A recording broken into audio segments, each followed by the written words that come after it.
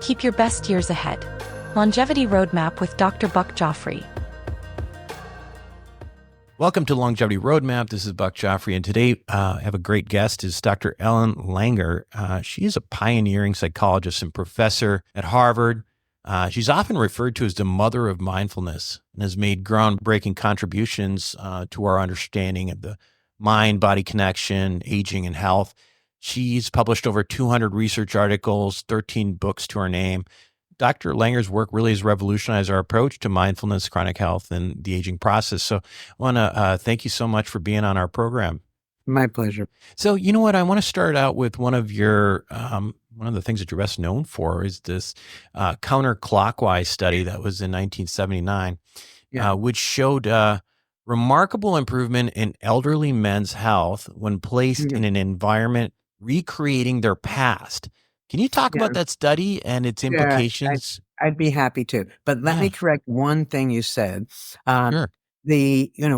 Back in 79 and earlier, people talked about mind-body dualism.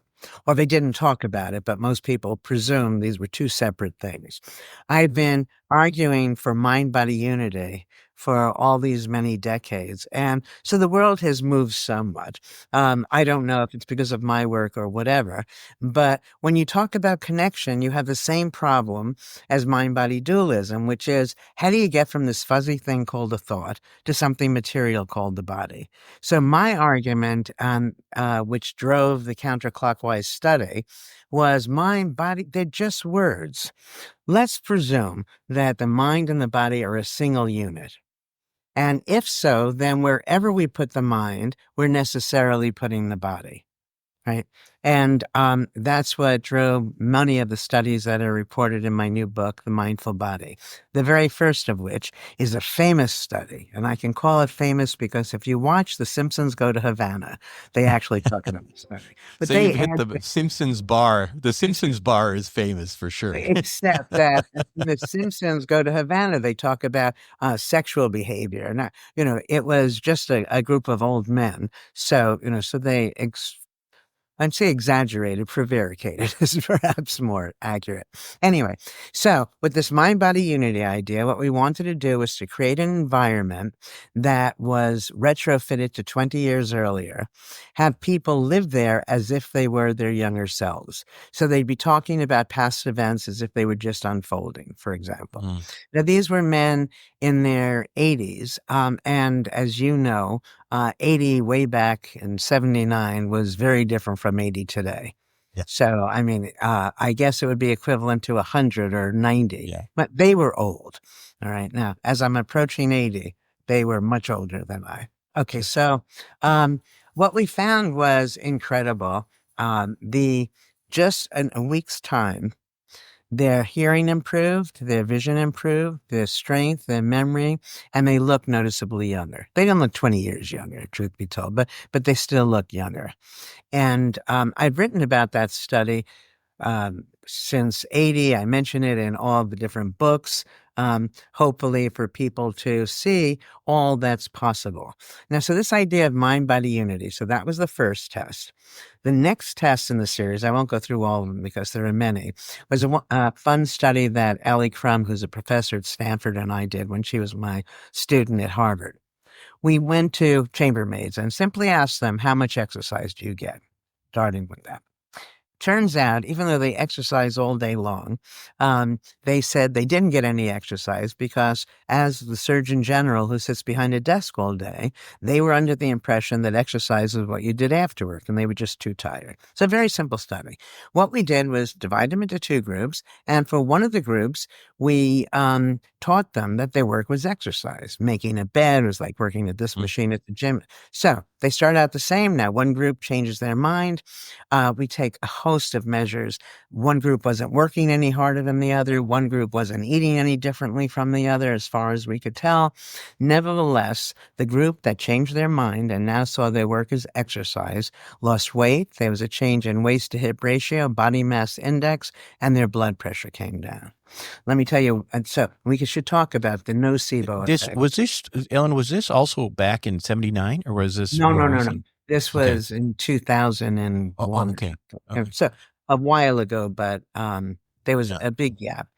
And so a more recent study that I completed, and all these are published in the finest journals, with my student Peter Ungo, what we did was inflict a wound. Now, you know, I'm not a sadist, and even if I were, the powers that be wouldn't let me really Yeah. hurt people. But Right. it was a wound nonetheless. People individually are in front of a clock. Unbeknownst to them, the clock is rigged. So for a third of the people, it's going twice as fast as real time. For a third of the people, half as fast. And for a third of the people, it's real time. And what we found was that that wound healed based on clock time. So over and over, we have so many of these studies, all described in the mindful body, that make clear to me that the degree of control we have over our health and well-being goes so far beyond what most of us believe, which is why I keep writing and talking about it. Let me tell you one other thing. So some of these studies are about fatigue, which turns out to be mostly a psychological construct. But I asked my students at Harvard, bright kids, how far is it humanly possible to run? And they know a marathon is 26 miles, so they started around 30, and then it becomes like an auction. Someone says 50, and everybody groans. Then I turn on a video. You should watch this. It's of the Tarahumara, which is a tribe in Copper Canyon, Mexico, and these people easily can go 200 miles without stopping.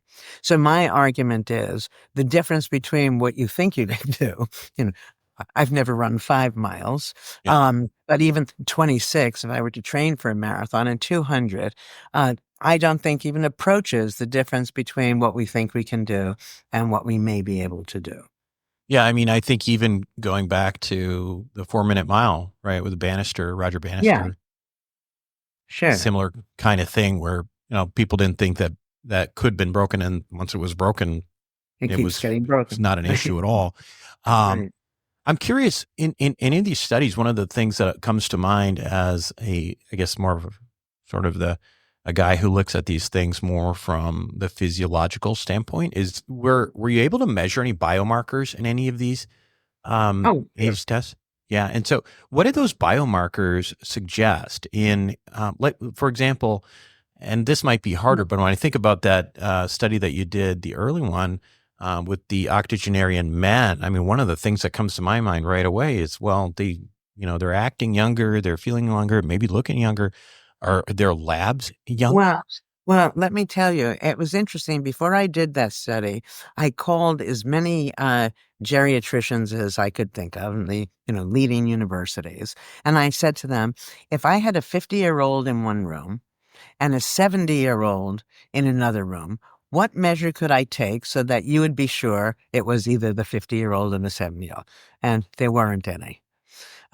So the crisp biomarker that you're looking for at that time, at least, didn't exist. Yeah. And we know it even today, right? You look at somebody and you presume the person is very old, and only to find out that that's a 50-year-old. And you look at some people who are Sprite and what have you, who are 80 years old, and you don't, so we keep our mindsets, our hypothesis confirming data search, leads us to think that, I know how old you are. You don't go up to people. Typically you might, I don't, and say, I mean, they, for many of these studies, we've taken always whatever measures are being used in the field. But beyond that, I mean, what we've been talking about recently, I think the things that are available or that we measure things by now are fairly recent too. So some of this is probably not available, like biological ages or epigenetic ages and things like that. But even those markers, are correlations. Yeah. And, and something, let me tell you something that goes back to the beginning of a lot of this work, which is that, I'll tell a story. I've told it before, but I think it makes the point. All right. I was at a horse event, and this man asked me if I'd watch his horse for him because he was going to get his horse a hot dog. So I'm a straight A student. This is ridiculous. Anyway, he comes back with the hot dog. The horse ate it. Okay, now I start thinking, what does science, especially medical science, give us? All science only gives us probabilities. Those probabilities are translated into absolute facts. Not some horses under these conditions, given this amount of meat, their weight, and so on, don't eat meat, but horses don't, because the other is a mouthful, right? And so, with these biomarkers that you're looking for that are only correlations, chances are if we had ones that, that you say, oh, this one is reliable, it would be taken as absolute. And I think the more interesting information is to be garnered from those who don't fit that bill. What are they doing? Why is it that this person, 100 years old, is still able to walk and cook and vision is fine and they're spending their days, the same way many people who are decades younger are spending their days? I sometimes wonder if people didn't know how old they were, if they would age as quickly. Yeah, Yeah, interesting. Well, let me tell you a funny story. So, I was helping this old woman. This is not that long ago, and somebody very close to me said, "You're probably older than she is." So I have no sense of how old I am. Yeah. Although, Interesting. there is something, this is silly, but every time you go online and you have to put your age and they make you go down by single digits, that's when I realize I'm old. They should at least do it by decades, right? It would take 1/10 the amount of time. That's right. Just to elaborate on this idea of physiological changes that you can get just from these, I guess, mind over matter is a simple way to put it. But you've conducted some studies showing that perception can affect vision. Yeah. Can you talk a little bit about how mindset can seemingly influence some Well, physical you know, attributes like that? yeah, it's interesting because no matter how many times I say it, it goes so much against the beliefs you start with that mind body unity explains it, right? I'm saying that anything that happens on any level is simultaneously happening on every level. Now, when I gave a talk once at Harvard, one of my colleagues said, yeah, but what's going on under the hood? I'm not suggesting for a moment nothing is going on. Yeah. I'm simply saying it's not causal, that it's all happening more or less simultaneously. And I leave, the precise neurology, neuroscience to people like you. What we do is we assess global thing or the brain, brain changes. Now, I go Sure. like this, my brain is different from my not doing that. And I think that if we really took seriously this idea of mind-body unity, we would recognize that we could assess people's state of mind in many, many different ways. We don't have to have them go through an MRI. That I was for fun. This is kind of ridiculous, but I was out in Kansas, and the person I was with dragged me to an iridologist. It's okay, fun. I'll go. Why not? And she looked in my eyes, and then she told me I had a gallbladder problem. Well, this was many, many decades ago, and I laughed, right? But I came home, and indeed, I had a gallbladder program. Everything is represented everywhere. We just don't have the technology that's precise enough to notice it. So in your eyes, your skin, even a follicle of hair would show everything about you, I believe. So, you've stated that virtually all of our problems are the result, Yes. indirectly or directly, of our mindlessness. Yeah. Explain I'll tell you explain the concept to us. Okay, for sure.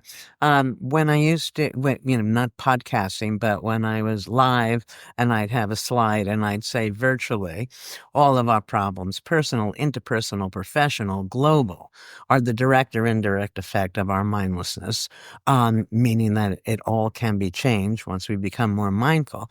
But then I always say, just among us and the other few million people I've said this to, I mean all. It's a very big statement. Not virtually is big enough, but I believe all. All right. So what I mean by mindfulness has nothing to do with meditation. Meditation is fine. It's just different. Here, it's the process of actively noticing. Now, the problem is people think that they're always present, that they're always actively noticing. And decades of research has made clear to me that virtually all of us are mindless virtually all the time, most of the time. And the thing is that when you're mindless, you're not there to know you're not there. But being there, when you're there and you're noticing the neurons are firing, and many, many experiments over all these years has shown that that's literally and figuratively enlivening. Now, 2 ways to become mindful. One is bottom up. So if you actively notice new things about the things you think you know, you'll come to see, gee, you don't know them as well as you thought you did. You do that often enough, and uncertainty becomes more the rule in your mind rather than the exception. The alternative is top down. Once you recognize that everything is always changing, that everything looks different from different perspectives, you can't know. Well, now people know they don't know, but they think they should know. But nobody knows for sure. Nobody can know. And then you naturally tune in. If you were going to come visit me right now in my house in Cambridge, you wouldn't have to practice. You would walk in, you'd look around, you'd question. You say, oh, did she do that painting? What books is she reading? And so on and so forth. So when we know we don't know, we naturally pay attention. When we're present, we're sensitive to context, perspective. We see that the rules and routines that we've learned, shouldn't be followed absolutely. There are always contexts where they make little sense, and so on. We're there. Now, lots of people say, be in the moment, and that's sweet, but it's empty. Because again, when you're not there, you don't know you're not there. Right. And to go back to where we started with this, that we take elderly people, I hate using that word now that I'm so old. No, we take seniors. I don't know if that's any better. It doesn't work for me. Yeah. And we teach them to be mindful, and we find that they live longer. And this as a doctor, if you're not growing, in some sense, you're dying. And when you're mindless, you're letting yesterday determine who you are and how you are today, rather than take advantage. And you're mindful, you're present, you can take advantage of opportunities to which other people are blind. You get to avert the dangers not yet arisen. And in a very simple way, if you're going to do it, show up for it. I realized something the other day because I was giving a lecture on happiness. And sometimes I say things that, why didn't I say this 50 years ago? But essentially, if you ask, can robots be happy? No, right? And when you're being mindless, you're no different from a robot. So, and when you're being mindful, that means you're engaged. That's the way you are when you're having the most fun, when life feels meaningful to you. So I guess to summarize in a way, the definition of mindfulness we're using here really is to be present in the moment. It's not. Well, it's not to be present. It's how to be present. How to be present. Well, because, people think they're present. So you just say, be in the moment. Everybody thinks they're in the moment. Stop and smell the roses or whatever we tell people. So how do you do that? How do you just you just notice new things. So you're curious. You're curious. So because curious, doesn't quite. It's close, but it doesn't capture it, because curiosity, as soon as you get an answer, then you think you know, and as soon as you think you know, you stop tuning in, right? So if you spill hot chocolate on your newspaper, if we still read newspapers, and you're looking and you say, is that an R or an N? So you're curious about what letter it is, but it is actually one letter or the other. You see, when you're mindful, things are constantly in flux. Subtle, but it's like, in some sense, the brook. We talk about the proverbial brook, but you go to see it's the same brook, but none of the water in it is the same. None. How does a person become that, though? Because I think, traditionally, as you know, when we think about mindfulness now, the way most people talk about it is, just go meditate and you work on being mindful. But you're talking about very different. A state of being. Right, exactly. Meditation is a practice you engage in, hopefully to result in post-meditative mindfulness. This is more immediate, that results from an acceptance and exploiting the power and uncertainty. So how do you get this way? Bottom up or top down. Top down, you accept you don't know. What I often do at this point is I'll ask the person I'm speaking to, how much is 1 plus 1? This is the thing everybody thinks they know. But they're wrong. 1 plus 1 is not always 2. If you're adding 1 wad of chewing gum and 1 wad of chewing gum, 1 plus 1 is 1. 1 pile of laundry plus 1 pile of laundry, 1 plus 1 is 1. And so on. In the real world, it doesn't equal 2 as often as it does. If you're using a base 2 number system, 1 plus 1 is written as 10. But now, and the reason I mention this is who cares how much is 1 and 1? I mean, 2 is good enough most of the time, is to realize that when you're mindful, you have choices. When you're mindless, you don't. So how much is 1 and 1? You mindlessly answer 2. You're not there while you're answering it.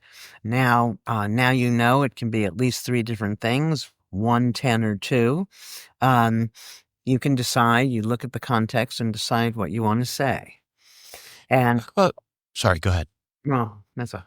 But I was. You never want to say to me, "Go ahead," because I'm like, you can just go on talking with it. So you did a lecture on. You just mentioned you talked about happiness. So how does this kind of mindfulness relate to this thing that we call happiness? Well, it's straightforward. First of all, if you're mindless, you can't be happy. You're not happy. You're not unhappy. You're like a robot. Secondly, that the more mindful you are, the more choices you have. And when you recognize, we've been taught in school to give single answers to things. But when the more mindful you are, there are many answers to the same question, and life becomes more interesting. So now what you're imagining something's going to happen, and your first response is negative. And it's an, oh my God, and you become stressed, which is bad for your health. The more mindful you are, the more you know, first of all, you don't know whether or not it's going to happen. Second, when it happens, if it happens, there's going to be a clear upside to it. So for me, I don't experience much stress. Whatever happens, it'll be fine for me. Yeah.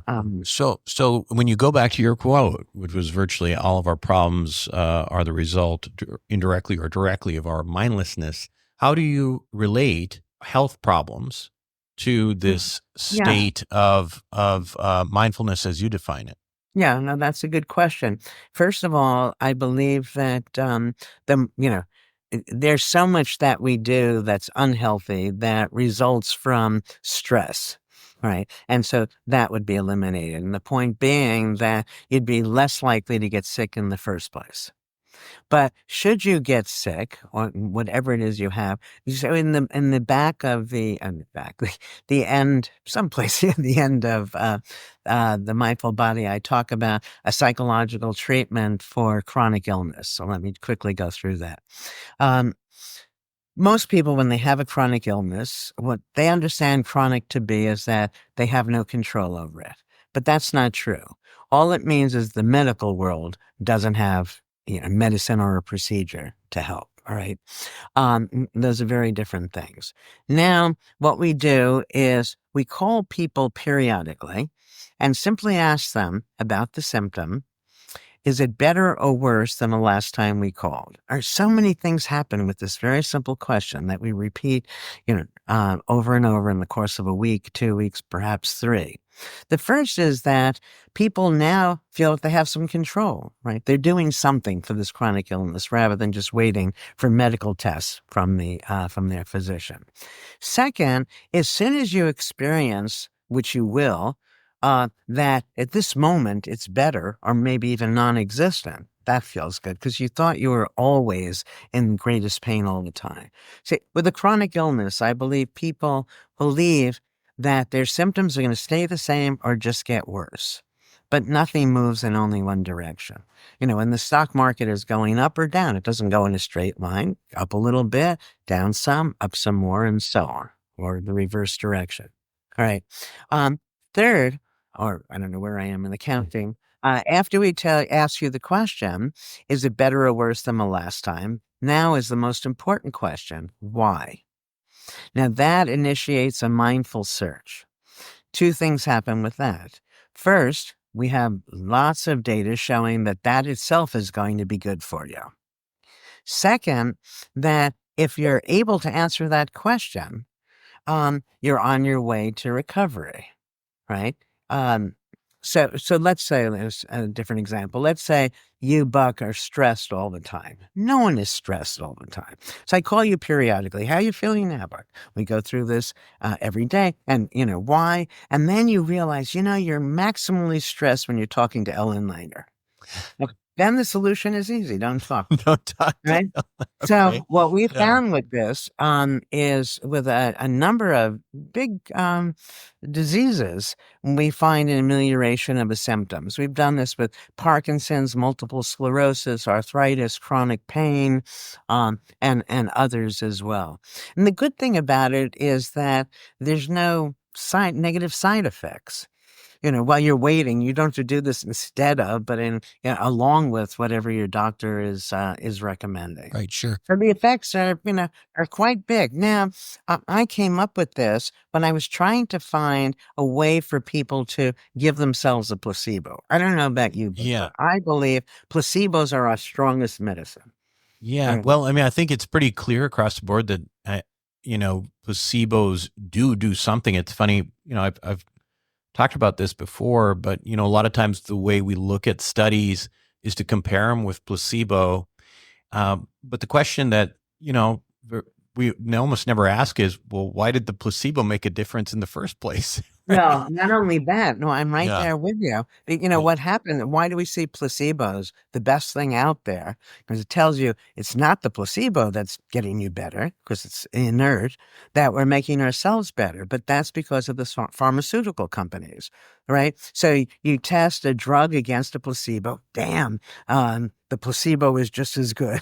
So placebo's got a bad name. But anyway, so let me just finish this other thought, which is that um, you can't give yourself a placebo. You can, but how are you going to believe that this thing that is nothing is something?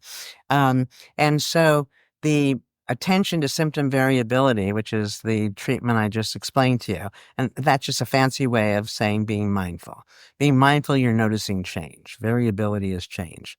You can do this for yourself. You take a smartphone and just program it to ring in an hour. And then ask yourself, how is the symptom now? Is it better or worse than before, and why? Then set it to ring in 3 hours, 2 hours, and 10 minutes. Doesn't matter. Just keep varying it.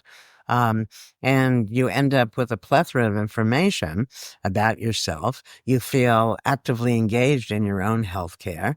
And the data seem to suggest to me clearly that you may actually alleviate even very profound symptoms.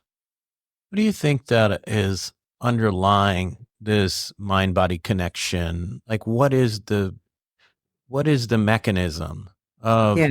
that? So, yeah. No, it's not a mechanism. I can't tell you how many times I've had, this started. People like me who want to know mechanisms. No. Yeah, no, I like mechanisms too, but in this case here, it's one thing. So you don't ask the same questions. Your question really has hidden in it, how is this thing affecting this thing? Yeah. Right? What's really going on? And you're saying they're one and the same. One, yeah. And, but and for heuristic purposes, it's useful. We produced an awful lot of data that have very positive health benefits, presuming that the mind and body are a single unit, and that whatever is happening virtually is happening simultaneously at every level. So, we talk a lot about aging on this particular program, and you've referenced the study from '79 already, and you've challenged many of the assumptions about aging. What do you believe are some of the most damaging misconceptions about getting older, and how can we change them? Now, I have been, writing about this for decades, 4 or 5 decades already. I started when I was 10. No. I think the one of the things that I came up with that I thought was interesting was that when you're young, you're developing. And then all of a sudden, magically, you start aging. And I think that the successful life is one where you're growing from birth until your eventual death. I think that it's too easy to take behaviors that we see in ourselves when we're older and take the younger person's view of that behavior. Let me give an example. It's not a great example, but it's the only thing that comes to mind at the moment. Okay, so when you're a child, you're uninhibited, you haven't yet learned social constraints, right? You haven't learned the rules.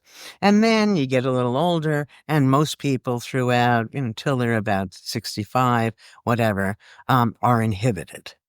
Okay. At some point, hopefully, you say, who cares? Who cares about that? And you become disinhibited.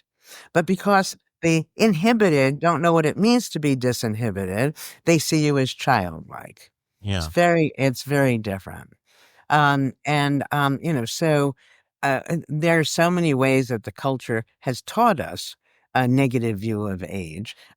Even the books that were written for kids long ago, and many still today, I'll talk about that, yellow tooth, small curmudgeon, um, rather than the vibrant woman who's 92 years old. Yeah. And what happens is much of what we're taught, these myths become self-fulfilling prophecies. So let's say you're 20 years old and you hurt your wrist. Well, a 20-year-old is not supposed to have a wrist that hurts. So the 20-year-old does something about it. But if you're 75 years old and you bought into the myth that as you get older, you necessarily fall apart, you're the same wrist that hurts. Now you have an explanation. You're old and you don't do anything about it. So some of the changes occur just because we no longer take care of them because we expect them. Certainly there are changes as you get older, but I have been studying, gosh, for decades now, growth in late adulthood.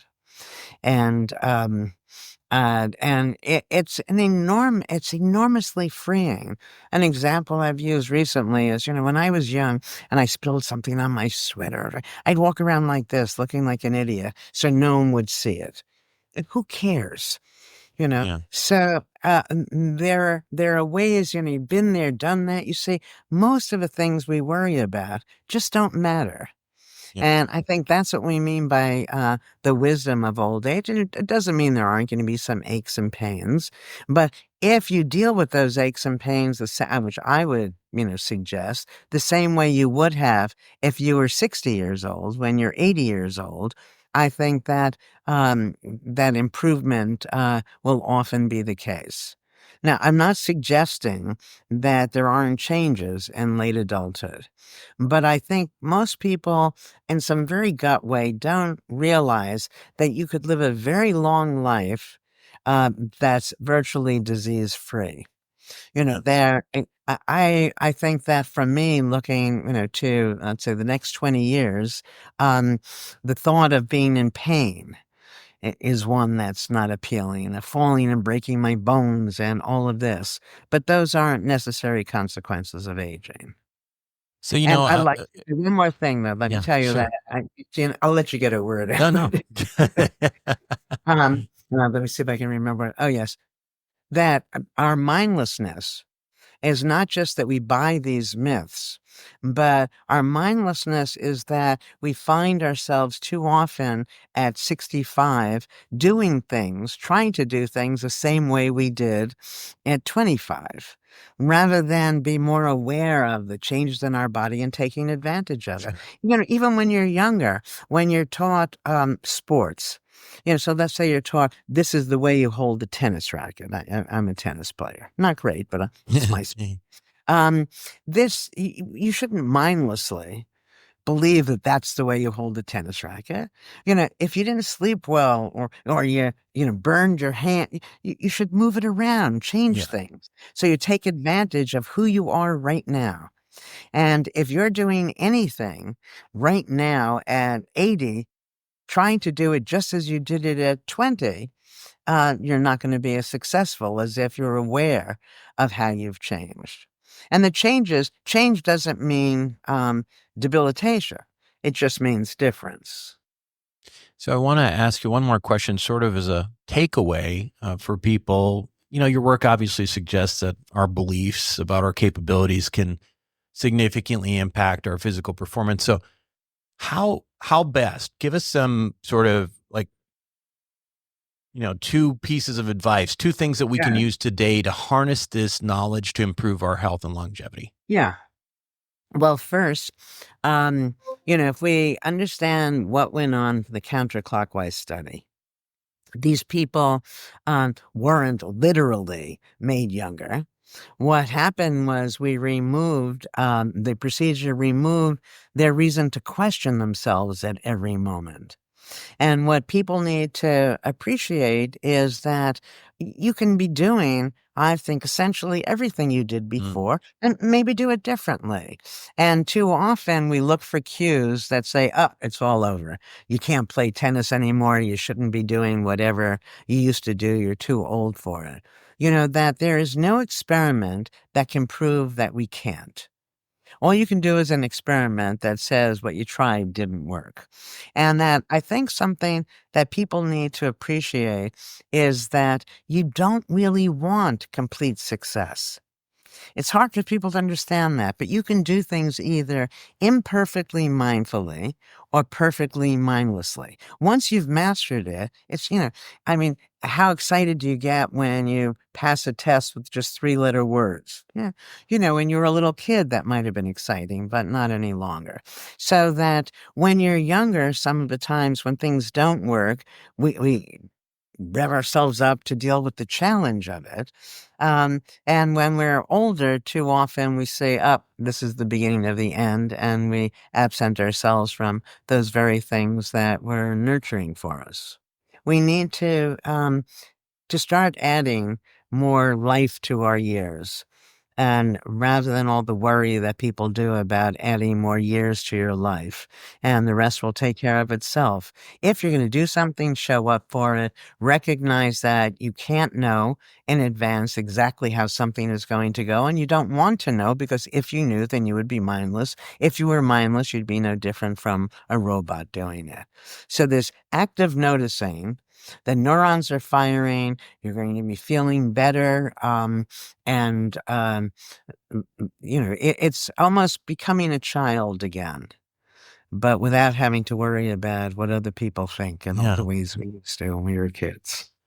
Great advice in general. I think anybody empirically who's just listening to that could say, yeah, I'd probably feel better if I started acting like myself more as a kid right now, right? Anyway, it's been wonderful to talk to you. The recent book again is The Mindful Body. I assume you can get it anywhere, the usual suspects these days. And I think that the subtitle says it all: Thinking Our Way to Chronic Health. Yeah, absolutely. Yeah. Thank you so much for being on the show, and love to catch up again sometime soon. That was great. Thank you, Bud.